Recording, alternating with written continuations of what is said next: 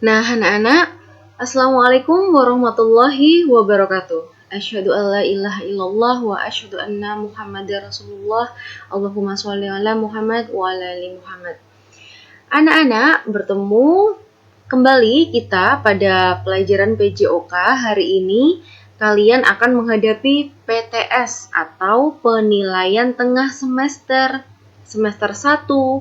Nah, sebelum kalian mengerjakan soal PTS PJOK hari ini, anak-anak, kalian harus mendengarkan penjelasan Ustadzah Tita atau yang disebut review materi. Maksudnya adalah kita membahas dulu materi apa yang nanti akan muncul di soal PTS kalian.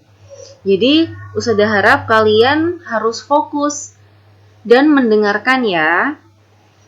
Oke, next. Jadi materinya ada ini anak-anak. Ada posisi berdiri dan duduk. Lalu berikutnya ada gerakan lokomotor. Yang ketiga ada gerakan non-lokomotor. Semoga dari sini kalian bisa sedikit memahami ya. Nanti akan dibahas apa saja, karena materi ini anak-anak, semua materi ini sudah kalian terima pada pembelajaran yang lalu di tema 1 dan tema 2. Oke, sudah lanjutkan. Nah, di sini tadi kan ada materi tentang posisi berdiri dan duduk ya anak-anak.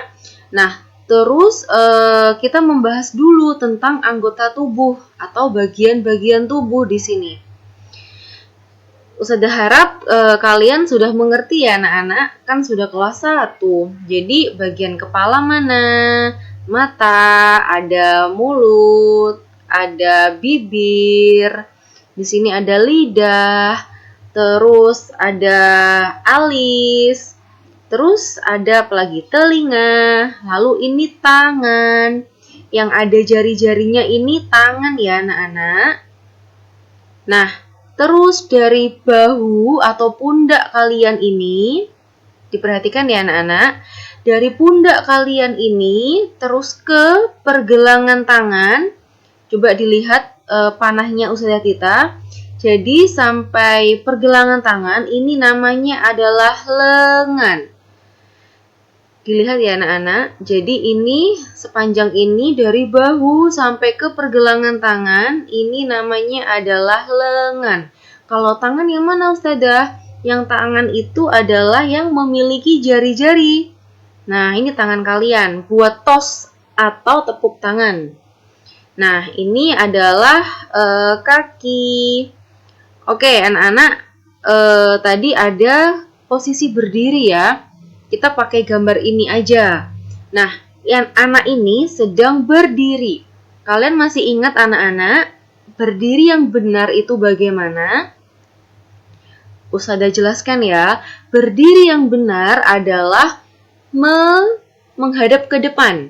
Jadi pandangan kalian menghadap ke depan, tidak menunduk. Jadi kalian melihat ke depan. Terus posisi kedua bahu ini bagaimana Ustadzah? Nah, kalian kan mempunyai dua bahu anak-anak. Ya kan? Bahu kiri dan bahu kanan. Nah, kedua bahu ini harus sejajar atau sama rata. Diingat-ingat ya anak-anak, ketika kita berdiri yang benar, itu adalah kedua bahu sama rata. Bahu kiri dan kanan tingginya sama, tidak ada yang lebih pendek atau lebih tinggi. Dulu pernah Ustadzah jelaskan lewat video ya. Oke, lalu posisi kaki ketika berdiri itu juga lurus, lututnya juga lurus ya, tidak menekuk. Oke, kita bahas tentang duduk. Nah, anak-anak pasti kalian masih ingat kan? Ini adalah dua gambar yang muncul pada modul atau soal-soal kalian di tema 1 dan tema 2. Nah, di sini Ustadzah ingin menunjukkan, jadi duduk bersila. Duduk bersila itu maksudnya kedua kaki dilipat anak-anak. Nih, diperhatikan ya anak-anak, seperti ini, dilihat. Anak ini yang membawa marakas, ini namanya alat marakas, alat musik ya. Jadi anak berkaos merah ini dia duduk bersila. Kalau yang anak cewek ini tidak ya anak-anak, bukan bersila. Lalu berikutnya ada ini yang membawa gitar, memainkan gitar, ini juga duduk bersila. Yang membawa drum ini tidak duduk bersila. Lalu yang ini yang rambutnya kuning ini dia juga duduk bersila. Jadi gambar ini anak-anak, jumlah orang yang duduk bersila itu ada 3 orang. Satu yang kaos merah, yang kedua yang membawa gitar, dan yang ketiga adalah ini yang celana pink, celana warna pink. Jadi ada 3 yang duduk bersila. Tentunya kalian bisa ya duduk bersila. Oke, sekarang gambar kedua anak-anak. Coba dilihat 3 orang ini. Yang kakinya kelihatan, yang kakinya duduk bersila. Yang kakinya melipat, yang mana? Iya, betul. Jadi anak yang ketiga. Anak nomor 3 ya anak-anak. Ini nomor 1, ini anak nomor 2, kakinya nggak kelihatan. Ini anak nomor 3. Jadi kakinya ini terlipat atau bersila. Oke, lanjut. Nah, ini adalah pembahasan tentang gerak lokomotor. Nah, gerak lokomotor ini apa Ustazah? Semoga kalian masih ingat anak-anak. Gerak lokomotor adalah gerakan yang menyebabkan perpindahan tempat. Jadi kalian berpindah tempat, tidak berdiri di situ saja. Contohnya apa ya? Coba diingat-ingat sebelum Ustazah membuka slide berikutnya. Gerak lokomotor kata Ustazah Tita itu gerakan yang berpindah tempat. Berarti contohnya apa?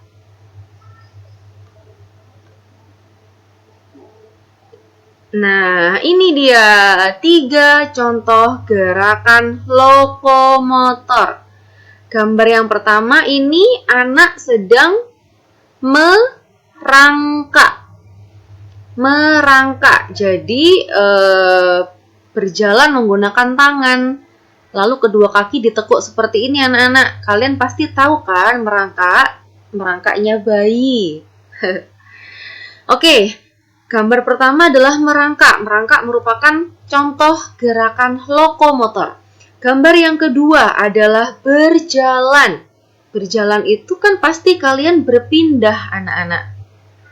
Jadi berjalan merupakan contoh gerak lokomotor.